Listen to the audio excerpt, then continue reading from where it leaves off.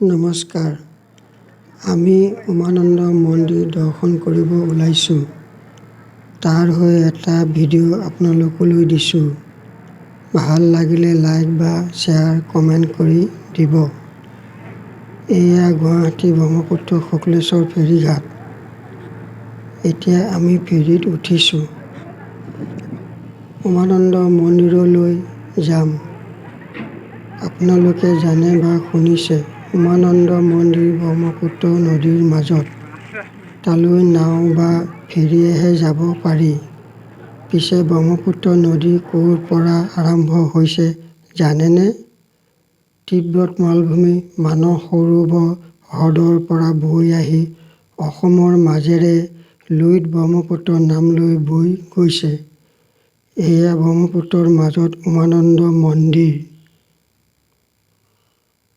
এতিয়া আমি ফেৰীত আছোঁ। ফেৰীৰ পৰা নামি মন্দিৰৰ নামনিত উপস্থিত হ'লোঁ।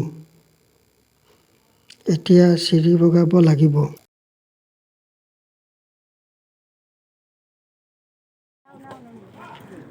এয়া উমানন্দ পালোহি। ফেৰীৰ পৰা নামিলোঁ। এয়া দেখক ব্ৰহ্মপুত্ৰৰ মাজত উমানন্দ। এয়া এনেকৈ আহি ফেৰীৰ পৰা আহি এয়া উমানন্দ গেটৰ সন্মুখত পাইছোঁ আহি। এয়া দৰ্শন কৰিবলৈ আহিছোঁ। আজি উমানন্দত শিৱৰাত্ৰি উপলক্ষে আজি সোমবাৰ। তাৰ হৈ উমানন্দ মন্দিৰলৈ আহিছোঁ শিৱ পাৰ্বতী আশীষ ল'বলৈ। আপোনালোকেও আহিব এনেকৈ গুৱাহাটী উমানন্দ মন্দিৰলৈ। সকলোৱে মনৰ আশা আকাংক্ষা পূৰণ হ'ব। ভগৱানকো দৰ্শন পাব। এনেকৈ আহি থাকিব।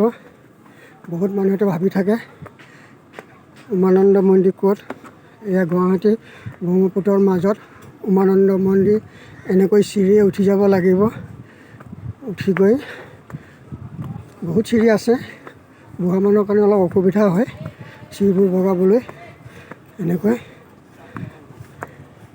চাওকচোন, এয়া আহিব লাগে, চাব লাগে। আমাৰ তীৰ্থস্থান নগৰীবোৰ চাবলৈ লাগে। আমি মন্দিৰত উপস্থিত হৈছোঁ। দৰ্শনাৰ্থীৰ ভিৰ। তেওঁলোকৰ মাজেৰে আমি মন্দিৰত প্ৰৱেশ কৰিছোঁ। এয়া গণেশ বাবাৰ বাহন। গণেশ বাবাৰ মন্দিৰত পূজাৰীয়ে টকা গণি আছে। মন্দিৰৰ ভিতৰত ফটো লোৱা মানা আছে। এয়া শ্ৰী শ্ৰী মহাপ্ৰভু বৈদ্যনাথ মন্দিৰ। লগতে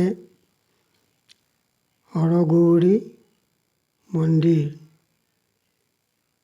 এয়া মন্দিৰৰ চৌপাশ। এইটো মন্দিৰৰ গম্বুজৰ চৌৰা। কি যে অপূৰ্ব দৃশ্য, মনোমোহা। এয়া জয় হনুমান মন্দিৰ। আপোনালোকে ভিডিঅ'টো চাই থকাৰ বাবে ধন্যবাদ।